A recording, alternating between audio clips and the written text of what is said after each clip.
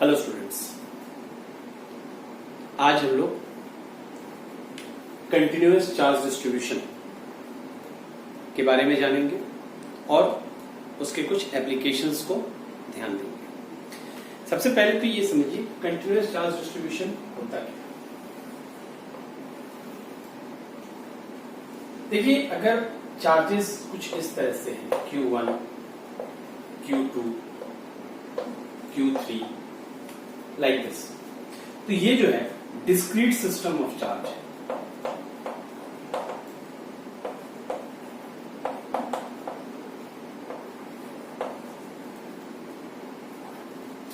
ये discrete system of charge इसलिए कहा गया है क्योंकि यहां पे जो है एक चार्ज और दूसरे चार्ज के बीच में there is a finite separation, और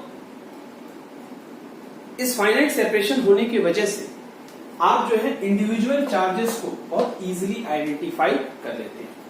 लेकिन मान लीजिए अगर हमने एक चार्ज Q को इस लाइन के ऊपर दे दिया, तो जाहिर सी बात है इस लाइन का हर एक पॉइंट जो है ये एक चार्ज की तरह बिहेव कर रहा है, और इन सारी चार्जेस का सम जो है वो क्या आ रहा है, Q। लेकिन यहां पे इंडिविजुअल चार्जेस को हम आइडेंटिफाई नहीं कर पा रहे हैं। क्यों नहीं कर पा रहे हैं? क्योंकि यहां पे जो है फाइनाइट सेपरेशन नहीं है चार्जेस के बीच में। तो ये जो एग्जांपल हमने आपको समझाया ये आपका कंटिन्यूअस सिस्टम ऑफ चार्ज है या कंटिन्यूअस डिस्ट्रीब्यूशन ऑफ चार्ज है। अब सवाल ये उठता है यहां पे इस केस में अगर मान लीजिए हमने एक पॉइंट दे दिया P, अगर इस पॉइंट P पे हमें इलेक्ट्रिक फील्ड फाइंड आउट करना है तो बहुत इजीली आप क्या करेंगे, Q1 के वजह से जो इलेक्ट्रिक फील्ड होगा E1 वो इस डायरेक्शन में होगा, Q2 के वजह से जो इलेक्ट्रिक फील्ड होगा E2 वो इस डायरेक्शन में होगा, Q3 के वजह से जो इलेक्ट्रिक फील्ड होगा वो इस डायरेक्शन में होगा। तो यानी इस पॉइंट P पे इन तीनों चार्जेस के वजह से जो है इलेक्ट्रिक फील्ड है, तो इस पॉइंट P पे नेट इलेक्ट्रिक फील्ड आपका क्या हो जा रहा है, वो हो जाएगा vector sum of all these fields. तो यहां हमें कोई समस्या नहीं होती। लेकिन अगर इस केस में मान लो कि ये लाइन है और इसके ऊपर चार्ज Q है और हमने यहां पे पॉइंट ले लिया P, और हम कहें कि इस लाइन चार्ज की वजह से इस पॉइंट P पे इलेक्ट्रिक फील्ड क्या होगा, तो यहां पे हमें कैलकुलेट करने में दिक्कत आएगी, क्योंकि हर एक पॉइंट जो है इसका, इस लाइन का, it is acting like a charge, और हर एक से अगर आप देखें तो डिस्टेंस में डिफरेंस आएगा। तो इट्स नॉट पॉसिबल कि हर एक की वजह से हम कैलकुलेट, क्योंकि यहाँ पे इतने पास है कि इंडिविजुअली हम सबको आइडेंटिफाई नहीं कर पा रहे हैं, तो इंडिविजुअल चार्जेस की वजह से यहाँ पे जो फील्ड होंगे वो बनाना मुश्किल हो जाएगा, या फिर आप कह सकते हो कि वो कैलकुलेट करना दिक्कत करेगा। तो इसी वजह से जो है यहाँ पे कंटिन्यूअस चार्ज डिस्ट्रीब्यूशन का जो कंसेप्ट है हमें समझना है। अब चार्ज का डिस्ट्रीब्यूशन जो है तीन तरीके से हो सकता है, लाइन पे हो सकता है, सरफेस एरिया पे हो सकता है, और चार्ज जो है पूरे वॉल्यूम में डिस्ट्रीब्यूट हो सकता है। तो अगर लाइन पे डिस्ट्रीब्यूटेड है तो वहां पे जो है प्रॉब्लम को सॉर्ट आउट करने के लिए हम लीनियर चार्ज डेंसिटी के कंसेप्ट को इसको हम रिप्रेजेंट करते हैं लैम्डा से, और इसका यूनिट क्या हो जाएगा, अच्छा, लीनियर चार्ज डेंसिटी क्या होगा, total charge distributed on the total length, ठीक है, यानी चार्ज पर यूनिट लेंथ, और इसका यूनिट क्या हो जाएगा, यूनिट हो जाएगा कूलम पर मीटर। फिर अगर सरफेस पे चार्ज डिस्ट्रीब्यूटेड है तो वहां पे हम सरफेस चार्ज डेंसिटी का कंसेप्ट यूज करेंगे। सरफेस चार्ज डेंसिटी को हम सिग्मा से रिप्रेजेंट करते हैं। यहां पे क्या होगा, जो total charge that will be divided by the, जिस सरफेस एरिया पे चार्ज डिस्ट्रीब्यूटेड है उस एरिया से हम डिवाइड कर देते हैं। यहां पे भी यूनिट क्या हो जाएगा, बहुत सिंपल है, आप देख सकते हैं कूलम पर मीटर स्क्वायर। अगर ये पूरा का पूरा चार्ज किसी वॉल्यूम में डिस्ट्रीब्यूटेड है तो वहां पे जो है हम वॉल्यूम चार्ज डेंसिटी का कंसेप्ट यूज करते हैं, जिसको हम रिप्रेजेंट करते हैं रो से, यानी total charge divided by the total volume. और इसका यूनिट क्या हो जाएगा? इसका यूनिट हो जाएगा कूलम पर मीटर क्यूब। तो इन तीनों कंसेप्ट का हम लोग इस्तेमाल करते हैं डिफरेंट प्रॉब्लम्स को सॉल्व करने में। तो अब हम लोग इसके एप्लीकेशंस को एनालिसिस करेंगे, एक एक करके हम लोग जो है कई एप्लीकेशंस देखेंगे, जिससे आपका ये कंसेप्ट और अच्छी तरीके से क्लियर हो जाएगा। सबसे पहला जो हमारा एप्लीकेशन है, आप लोग हेडिंग दे सकते हैं,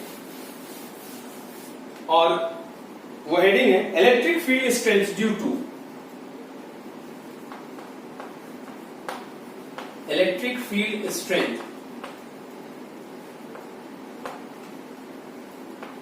ड्यू टू यूनिफॉर्मली चार्ज्ड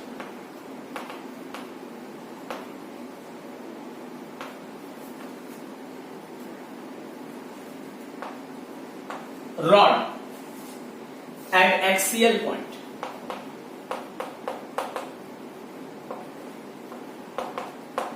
यहां पे रॉड हम शब्द यूज कर रहे हैं, बेसिकली यहां पे रॉड की थिकनेस जो है वो नेग्लिजिबल है, ना के बराबर है, तो इसको जो है हम लाइन चार्ज डिस्ट्रीब्यूशन के रूप में इसको हम इस्तेमाल करेंगे इस कंसेप्ट को। सवाल पे जो एप्लीकेशन है, इसमें आगे बढ़ने के पहले एक्सियल पॉइंट क्या होता है और इक्वेटोरियल पॉइंट क्या होता है ये थोड़ा सा जान लें। मान लीजिए अगर कोई रॉड है कुछ यूं, तो इस रॉड का एक्सिस क्या हो जाएगा? ये हो जाएगा। तो any point lying on this axis, चाहे इस तरफ हो चाहे इस तरफ हो, वो उसका एक्सियल पॉइंट। ठीक उसी तरह से इक्वेटोरियल क्या होगा? ये जो रॉड है इसका जो परपेंडिकुलर बाइसेक्टर होगा, इसका परपेंडिकुलर बाइसेक्टर, ध्यान दीजिएगा, इसने जो है इस सेगमेंट को और ये सेगमेंट, ये दोनों सेगमेंट बराबर है, परपेंडिकुलर बाइसेक्टर। कोई जो लाइन ड्रॉ करते हो, उस लाइन पे अगर कोई भी पॉइंट आप कंसीडर करोगे तो वो पॉइंट कहलाएगा इक्वेटोरियल पॉइंट। तो ये इक्वेटोरियल पॉइंट है। इक्वेटोरियल पॉइंट जो होता है it lies on the perpendicular bisector, और एक्सियल पॉइंट है it lies on the axis. तो ये तो आपको समझ में आ गया होगा। अब हम लोग इस प्रॉब्लम को डिस्कस करते हैं। तो सबसे पहले जो है एक रॉड डायग्राम आप बना लें।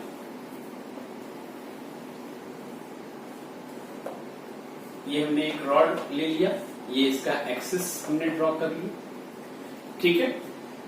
रॉड का लेंथ जो है वो L लिया गया है, ठीक है। एक पॉइंट है P इस जगह पे, यहीं पे आपको जो है इलेक्ट्रिक फील्ड पता करना है। इस पॉइंट P की दूरी इस एंड से जो है हमने R लिया, ठीक है। ये हो गया। अब हम क्या करेंगे, क्योंकि इस पे जो है ये रॉड का जो लीनियर चार्ज डेंसिटी है, या फिर पहले आप इसको ऐसे लिख लो, charge on the rod,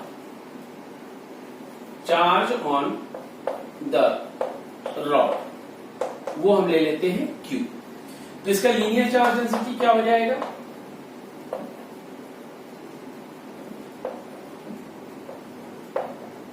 linear charge density जो कि लैम्डा है वो हो जाएगा Q/N। अब इस प्रॉब्लम को सॉल्व करने का तरीका क्या है? भाई जाहिर सी बात है, अलग अलग जगह से हमें, तो यहां पे हम लोग जो है देखो दो कंसेप्ट यूज करते हैं जब भी ऐसा आता है कंटिन्यूअस चार्ज डिस्ट्रीब्यूशन। सबसे पहले तो हम क्या करते हैं, एक छोटा सा एलिमेंट ले लेते हैं, डिफरेंशियल एलिमेंट। उस एलिमेंट को हम पॉइंट चार्ज के रूप में ट्रीट करेंगे, उसका जो भी चार्ज निकलेगा उसके हिसाब से उसको हम पॉइंट चार्ज के रूप में ट्रीट करेंगे, और उस एलिमेंट की वजह से इस पॉइंट पे फील्ड कितनी होगी ये हम लोग निकालते हैं। और फिर उसके बाद जो भी फील्ड निकलेगा उसको हम इंटीग्रेट कर देंगे लिमिट में, ठीक है। लिमिट लगा के जो भी लोअर लिमिट होगा और अपर लिमिट होगा वो पुट करके ये। तो यहां पे भी हम लोग जो है एक डिफरेंशियल एलिमेंट जो है चुन लेते हैं। ये हमारा डिफरेंशियल एलिमेंट हो गया dx, ठीक है। और dx की जो दूरी है इस पॉइंट P से वो है x। ये हम अपने आप से ले लेते हैं, आप कहीं से भी इसको ले सकते हो, इसको x ले लिया गया। Now what is the charge on the element? Charge on the element, तो चार्ज ऑन द एलिमेंट क्या हो जाएगा? चार्ज ऑन द एलिमेंट हो जाएगा linear charge density multiplied by its length. भाई charge per unit length multiplied by जो भी length है, तो लेंथ कितना है? dx। ये हो गया। अब हम लोग फाइंड करेंगे इस चार्ज के वजह से, जिसको आप dq कह सकते हो, इस चार्ज dq के वजह से इस पॉइंट P पे इतना इलेक्ट्रिक फील्ड है। तो electric field due to charge dq at P कितना हो जाएगा? वो हो जाएगा dE is equal to k dq by separation distance का स्क्वायर यानी x स्क्वायर। dq की वैल्यू सब्स्टिट्यूट कर दो, k dq की वैल्यू क्या है? Lambda dx by x square. तो ये हमारा आ गया electric field due to the charge dq, या फिर इस एलिमेंट पे जो चार्ज है उसके वजह से इस पॉइंट पे इलेक्ट्रिक फील्ड कितनी है। अब पूरे रॉड की वजह से electric field due to the rod at P, तो हम क्या करेंगे? इंटीग्रेट कर देंगे। तो क्या आएगा? E is equal to k lambda dx x square. Limit क्या होगा बेटा? लिमिट देखिए, इसका लोअर लिमिट कितना है, यानी सबसे नजदीक जो चार्ज है वो कहां पे है? r डिस्टेंस पे है, और सबसे जो फारदेस्ट है वो क्या हो जाएगा? r प्लस है। तो r से r प्लस l। अब हम लोग जो है इसको सॉल्व कर सकते हैं आगे। तो इसका इंटीग्रेशन क्या होगा? k लैम्डा भाई dx बाई एक्स स्क्वायर, इसका इंटीग्रेशन जो होगा -1/x आएगा, -1/x आएगा। अगर आप इंटीग्रेट करते हो तो -1/x आएगा, क्योंकि ये क्या हो जाएगा? x टू द पावर -2, और हम जानते हैं x to the power n का इंटीग्रेशन क्या होता है? x to the power n plus 1/n+1, यही होता है इंटीग्रेशन। तो इसी कंसेप्ट को अगर लगाओगे तो आपको जो है -1/x मिल जाएगा। लिमिट r से r प्लस n। सॉल्व कर लेते हैं इसको। k लैम्डा, चूंकि यह माइनस है तो जब माइनस होता है तो हम क्या कहते हैं? जनरल नेम क्या है लिमिट बैठाने का? Upper limit minus lower limit. लेकिन जब यहां पे माइनस आए तो आप एक चीज कर सकते हो, lower limit minus upper limit कर सकते हो। यू कैन ट्राई एंड सी कि आंसर सेम आता है। तो lower limit 1/r minus 1/r plus n। अब इसको हम सिंप्लीफाई कर लेते हैं। k लैम्डा एलसीएम ले लो, तो एलसीएम लेने पे क्या मिलेगा? r plus l minus r upon r plus n। ये हमारा आएगा, r और r कैंसिल हो जाएगा और आपका आंसर आ गया k lambda l by r plus n। तो ये जो है इलेक्ट्रिक फील्ड आ गया in terms of linear charge density. और अगर आपको इन टर्म्स ऑफ चार्ज पूछा जाए तो चार्ज कितना था रॉड पे? Q था, और हम सब जानते हैं lambda is Q by L. तो अगर आप lambda is Q by L बैठाओगे तो ये L और ये L कैंसिल हो जाएगा, यानी आपको क्या मिलेगा? K Q बाई एल हो जाएगा। तो यहाँ पे Q अपॉन L है, यहाँ पे L है, ये कैंसिल हो जाएगा। R plus L। तो इन टर्म्स ऑफ Q आपका ये आंसर है, in terms of linear charge density आपका ये आंसर है। तो बेटा ये हमारा पहला टॉपिक था, electric field strength due to uniformly charged rod at its axial point. अब इसको आप नोट डाउन कर लें, और हमारा जो नेक्स्ट टॉपिक होगा एट एनी जनरल पॉइंट।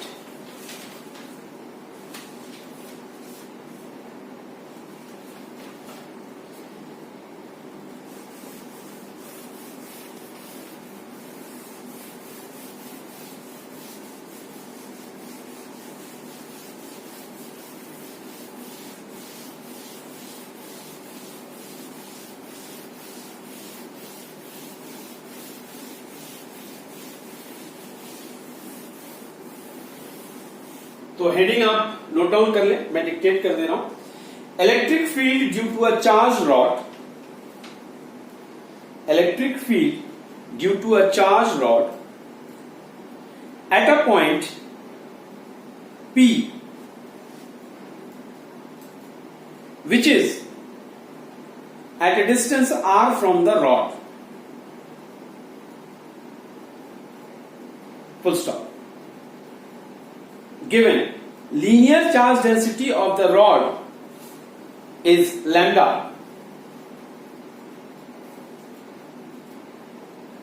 ठीक है, ये चीज गिवन है। और एक चीज और इसमें गिवन है, the rod has finite length, जो रॉड का लेंथ है यहां पे फाइनाइट है।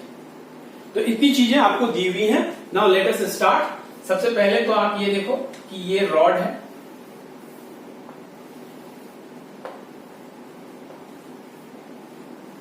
ठीक है बेटा, ये रॉड है, इसके ऊपर चार्ज यूनिफॉर्मली डिस्ट्रीब्यूट हो गया है। यहां पे पॉइंट है P, ध्यान दीजिएगा, ये एक हम लोगों ने जो है जनरल पॉइंट ले लिया है P, ये नहीं कि एकदम इसके मिड पॉइंट पे है, इक्वेटोरियल नहीं है ये, ठीक है। और ये P जो है रॉड से कितनी दूरी पे है, R दूरी पे है। तो जाहिर सी बात है, the rod is subtending at an angle at point P। दो एंगल सबटेंड करना है, ये एंगल हम ले लेते हैं बीटा और ये एंगल हम ले लेते हैं अल्फा। ये जो है सवाल में है, और इसका लीनियर चार्ज डेंसिटी जो है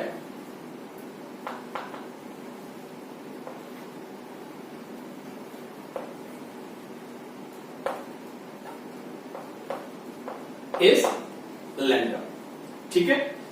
तो ये चीज है, फाइनाइट लेंथ है, लेंथ मान लो कि L है, रॉड का length of rod is L, ठीक है। ये सारी चीजें हैं। अब हम लोग क्या करते हैं, पहले यहां पे जो भी हमें फोर्सेस या फील्ड मिल रहा है उसको हम ड्रॉ कर लें, और जो भी कंपोनेंट्स वगैरह उसके निकल रहे हैं वो भी हम यहां पे ड्रॉ कर लेते हैं। ये है पॉइंट P, R दूरी पे,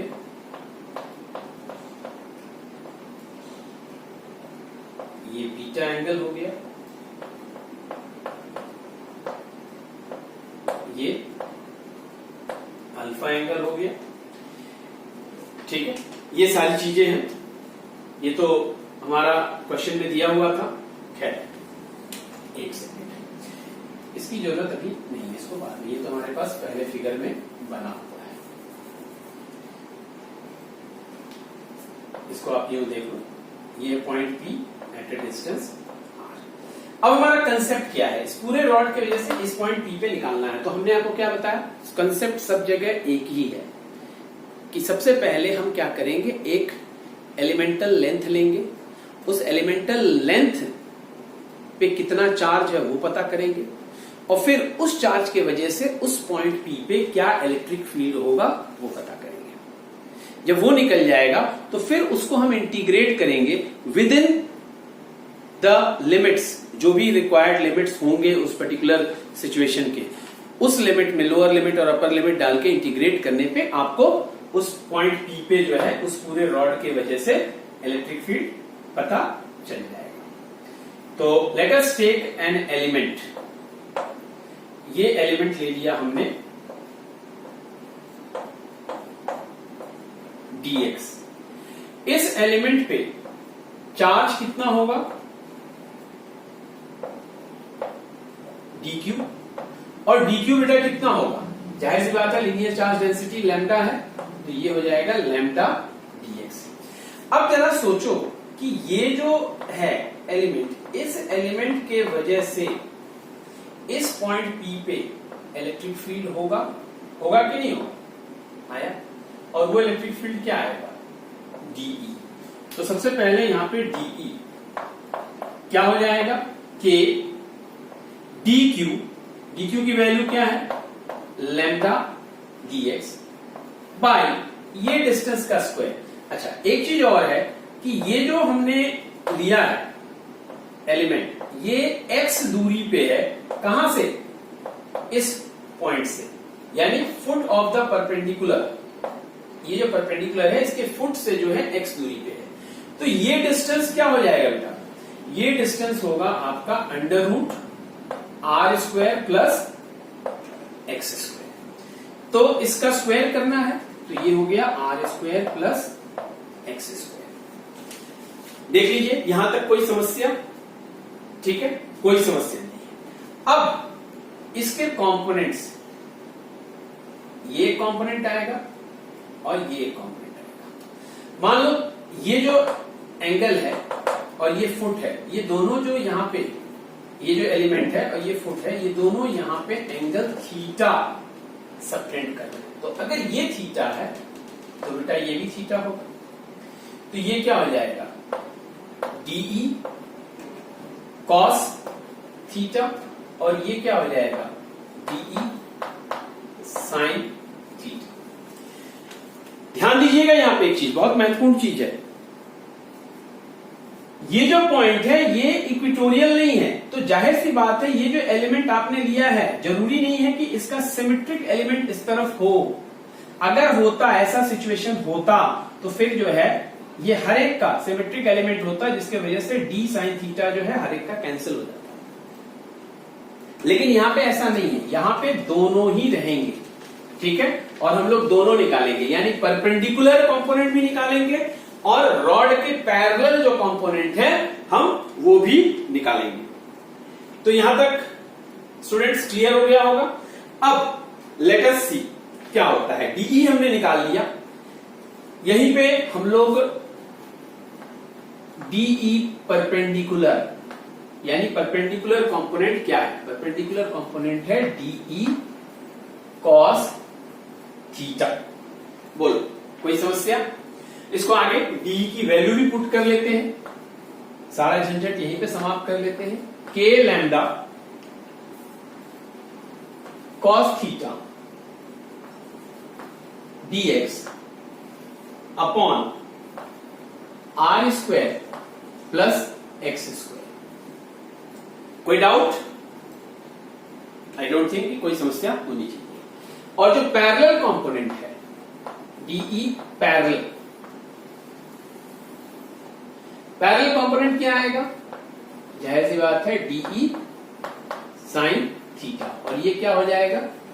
के lambda sine theta DX by R square plus X square.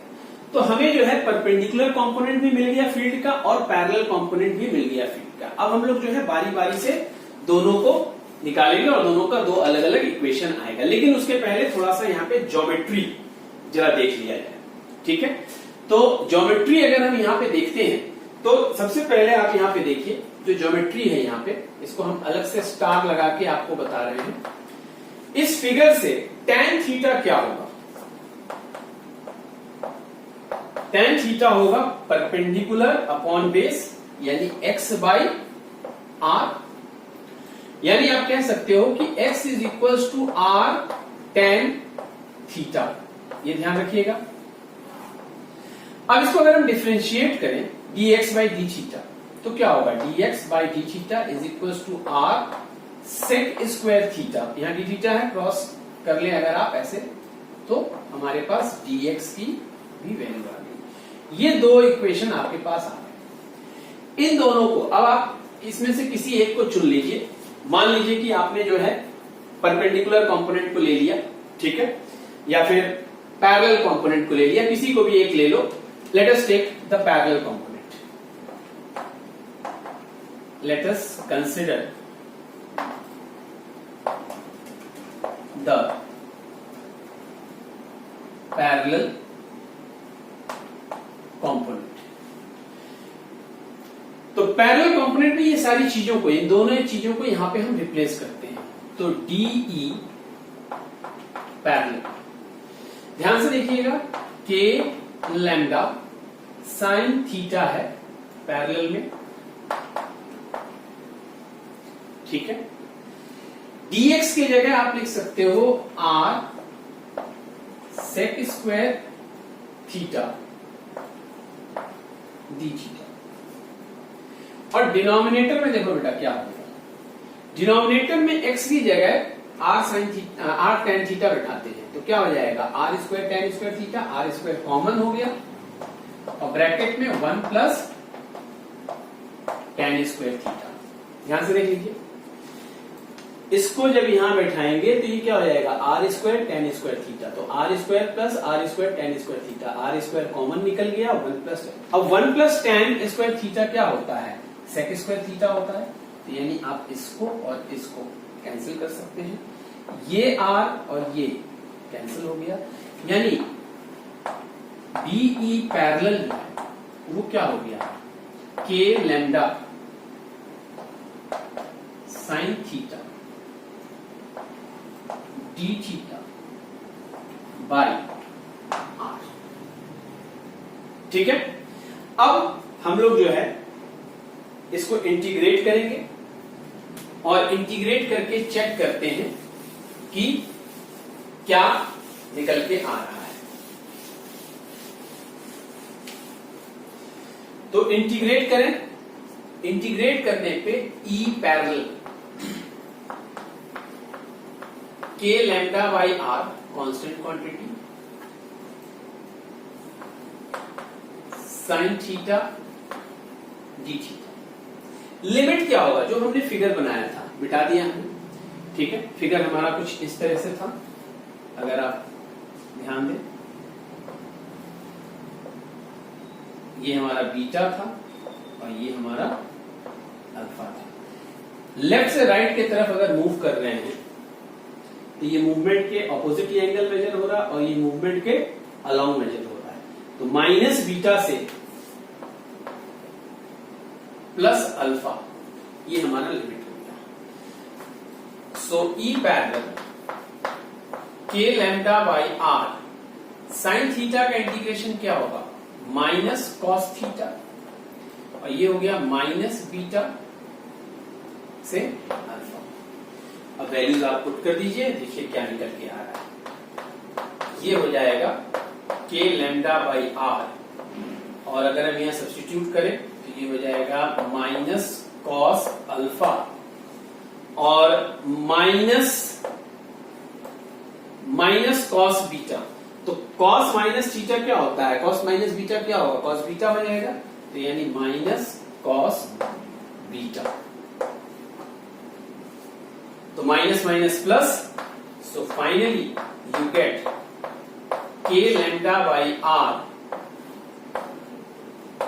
Cos beta minus cos alpha. तो ये हमारा जो है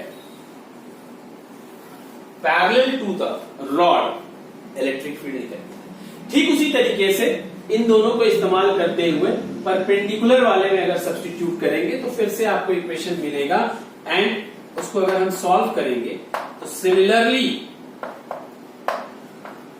E परपेंडिकुलर क्या आएगा, k लैम्डा बाई r, और ये हो जाएगा sine beta plus sine alpha. तो ये हमारा दोनों डायरेक्शन में, यानी परपेंडिकुलर डायरेक्शन में फील्ड का मैग्नीट्यूड क्या होगा और parallel to the rod field का डायरेक्शन क्या होगा, दोनों आपको फील्ड का मैग्नीट्यूड क्या होगा, दोनों आपको मिल गया। यानी परपेंडिकुलर डायरेक्शन में फील्ड का मैग्नीट्यूड कितना है, पैरेलल डायरेक्शन में जो है पैरेलल जो है रॉड के पैरेलल फील्ड का मैग्नीट्यूड कितना है, ये हमारे पास आ गया। तो ये जो था, ये हमारा जो जनरल फार्मूला है, ये दोनों आ गया। अब इसकी मदद से जो है हम लोग डिफरेंट केसेस का एनालिसिस कर सकते हैं। ठीक है, अब डिफरेंट केसेस का एनालिसिस में क्या है ये भी देख लेते हैं।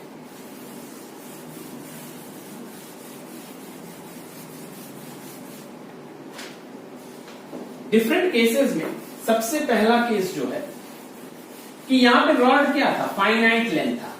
ठीक है ना, अगर रॉड इनफाइनाइट लेंथ का हो तो, यानी केस नंबर 1, ठीक है, रॉड इज इनफाइनाइट, यानी extends from minus infinity two plus infinity. ये तो इमेजिन करिए कि रॉड अगर इनफाइनाइट हो जाएगा तो इस पॉइंट P का जो एंगल बन रहा था, जो बीटा बन रहा था, वो क्या हो जाएगा, माइनस इंफिनिटी तक जाएगा, तो क्या हो जाएगा 90 डिग्री, और प्लस इंफिनिटी पे क्या हो जाएगा, वो भी 90 डिग्री आ जाएगा। यानी इस केस में alpha is equals to beta is equals to 90 degree. ठीक है, यानी दोनों एंगल जो है 90 डिग्री के बराबर हो जाएगा, और अगर दोनों 90 डिग्री के बराबर हो जाएगा तो हमारा ई पैरेलल क्या हो जाएगा, cos 90 cos 90 cos 90 क्या होता है बेटा, 0 होता है। ठीक है, तो यानी ई पैरेलल क्या हो जाएगा, 0 हो जाएगा, यानी पैरेलल डायरेक्शन में फील्ड का मैग्नीट्यूड 0 है, यानी कोई फील्ड नहीं है। और परपेंडिकुलर डायरेक्शन में क्या हो जाएगा, परपेंडिकुलर डायरेक्शन में दोनों 90 है, ये साइन 90 ये भी साइन 90, तो 1 + 1 2, यानी ये हो गया 2k lambda by r। Clear है। केस नंबर 2, केस नंबर 2 है rod is semi infinite, rod is semi infinite, यानी एक्सटेंड कहां से कहां तक कर रहा है, from foot of the perpendicular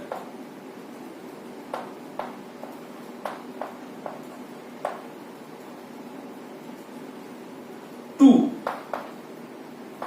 plus infinity. क्या कहना चाह रहा है, जैसे ये रॉड था हमारा, ठीक है, ये रॉड था, यहां पे ये पॉइंट है, तो ये जो हमने ड्रॉप किया ये है फुट ऑफ द परपेंडिकुलर, यहां से लेके इस तरफ इंफिनिटी हो कि जो एंड है रॉड का ये इस तरह से है, और ये कहां तक जा रहा है, इंफिनिटी तक चला जा रहा है, इस तरह का सिचुएशन है। ठीक है, तो इस तरह के सिचुएशन में फिर देखा जाए, हाँ क्या हो जाएगा, जरा देखिए, बीटा जो है यहां पे 0 डिग्री हो जाएगा, और अल्फा जो है इंफिनिटी तक जा रहा है, तो ये ऐसे सीधा हो जाएगा एक तरह से, ये क्या हो जाएगा 90 डिग्री हो जाएगा। अब हम लोग इसमें वैल्यूज को सब्स्टिट्यूट करें, तो ई पैरेलल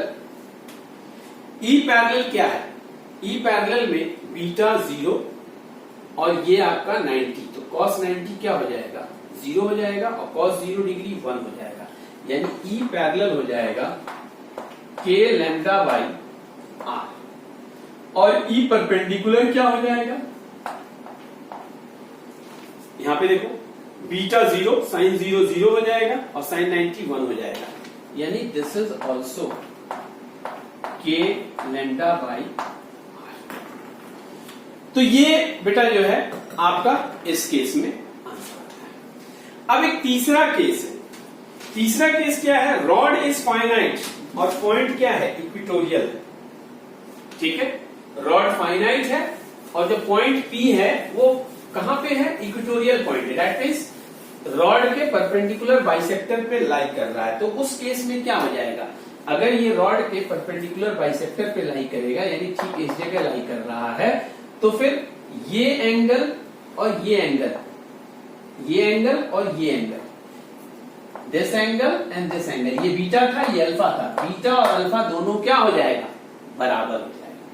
ठीक है, तो केस नंबर 3 आप डाल सकते हैं, case number 3, rod is finite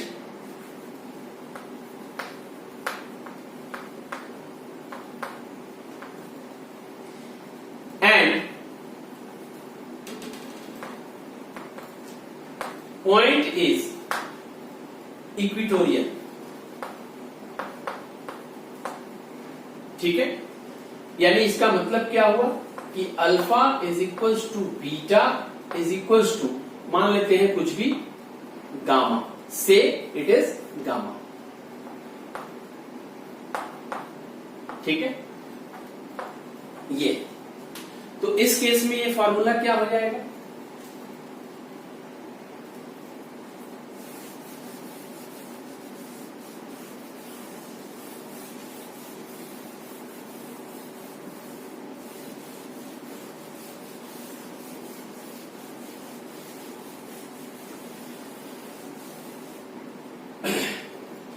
भाई सबसे पहले तो जो है हम लोग पैरेलल को देखते हैं। अल्फा और बीटा दोनों सेम है, यानी cos gamma minus cos gamma क्या हो गया? 0। तो इस केस में ई पैरेलल क्या आएगा? 0 आएगा। अब ई परपेंडिकुलर, ठीक है, तो ई परपेंडिकुलर क्या हो जाएगा? Sine gamma plus sine gamma यानी 2 साइन गामा। तो ये हो जाएगा 2k lambda sine gamma upon r. अब जरा इस फिगर को फिर से देख लिया जाए।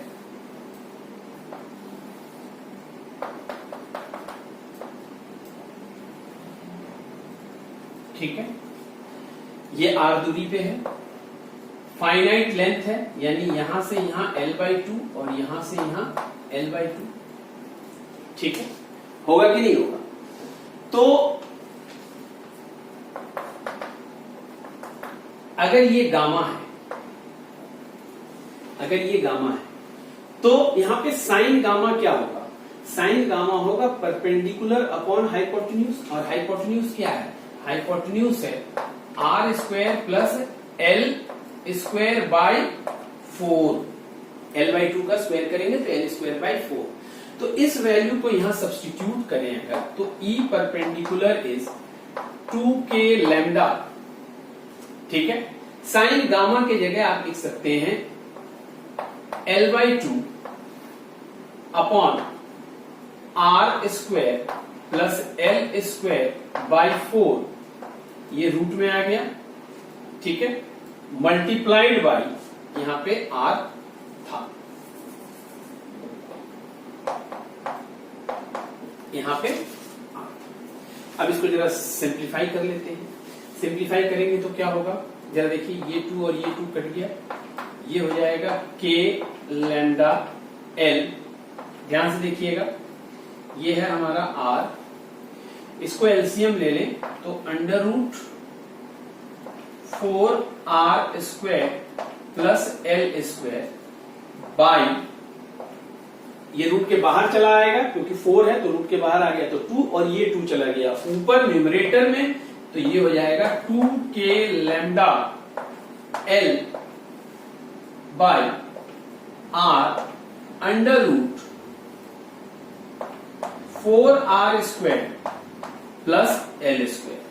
तो E परपेंडिकुलर आपका ये निकल के आ रहा है किस केस में? इक्वेटोरियल वाले केस में। तो बेटा ये लाइन चार्ज डिस्ट्रीब्यूशन का एप्लीकेशन हम लोग देख रहे थे। इसके बाद हमारा नेक्स्ट वीडियो में जो है हम आर्क का एनालिसिस करेंगे। ठीक है, फिर हम लोग जो है फोर्स बिटवीन 2 रॉड्स इसको देखेंगे, और भी कई एप्लीकेशन है। Charge electric field due to uniformly charge disc, इसे भी हमें स्टडी करना है। तो तब तक के लिए इंतजार करिए। Will meet again in the next video. Thank you and have a nice day.